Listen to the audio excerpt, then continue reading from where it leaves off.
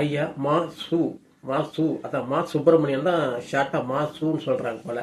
உங்ககிட்ட முன்னாடியே ஒரு வாட்டி சொல்லியிருந்தேன், நம்ம ஹாஸ்பிட்டல்ல வந்து எத்தனையோ மாத்திரைகள் கிடைக்க மாட்டேங்குது, தயவு செய்து எல்லா ஆஸ்பத்திரியில போய் பாருங்க. நான் சென்னையில சுத்தி இருக்கிற நான் பார்த்த ஒரு 15-20 ஆஸ்பத்திரியில சரியான மாத்திரைகள் இல்லை. இங்க கொடுக்கறது வெறும் பேராசிட்டமல், அதுக்கப்புறம் தியோஃபிலின், அதுக்கப்புறம் இந்த சத்து மாத்திரை சொல்லி பி காம்ப்ளெக்ஸ் ஒன்று கொடுக்குறீங்க, அதுக்கப்புறம் அஸ்தலின், இந்த மாதிரி சில மாத்திரைகள் தரீங்க. ஹார்ட்டுக்கு தரல, நிறைய அதுக்கு லிவருக்கு இல்லை, எதுக்குமே இல்லை. ரொமாட்டிக் நிறைய விஷயத்துக்கு மாத்திரைகளே இங்க இல்லை. அப்ப நீங்க அந்த மாத்திரைகளுக்கு கொஞ்சம்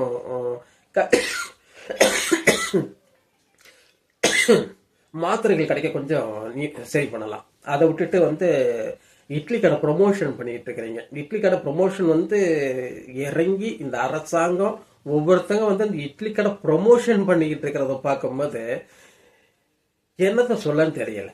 அப்புறம் ஒண்ணு, இப்பதான் வந்து சீமான் சொல்லியிருந்தாப்புல, குஷி வந்து 41 பேர் இறந்ததுக்கு வந்து குஷி ரீரிலீஸ்ல வந்து அப்படி ஒரு ஆர்ப்பாட்டம் வச்சு அந்த ரசிகர்களை அப்படியே பார்த்தோன்னா எனக்கு கோவம் வருது, அடிக்கணும், குங்ஃபு போடணும் அப்படின்னு நிறைய சொல்லியிருந்தாப்புல.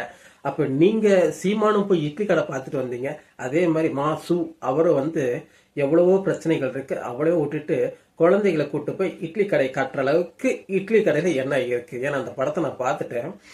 குழந்தைகளுக்கு காட்ட வேண்டிய படம் காமராஜர் படம் காட்டலாம், காந்தி படத்தை காட்டலாம், எவ்வளவு படங்கள் இருக்குது. உலகம் படங்கள்ல வந்து நம்மளோட தலைவர் படங்களுக்கு வீரபாண்டிய கட்டபொம்மன் காட்டலாம்.